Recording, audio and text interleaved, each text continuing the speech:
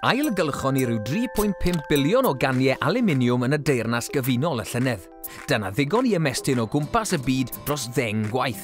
Dyma sut rydyn ni'n ei wneud. Tynnu caniau o'r sbwriel naill ai a dwylo neu beiriant. Yna defnyddio magnedau i ddidoli'r caniau yn ôl eu math o fetel. Ar ôl tynnu'r caniau dir, malu rai aluminiwm. Ffurfio'r darnau bach o aluminiwm yn flociau. Rhoi'r blociau mewn ffwrnes a'i cynhesu dros 750 gradd centigrade. Ychwanegu cemegion i wella ansawdd y metel tawdd cyn ei rhoi mewn mouldiau a'i oeri a dŵr i ffurfio ingotiau.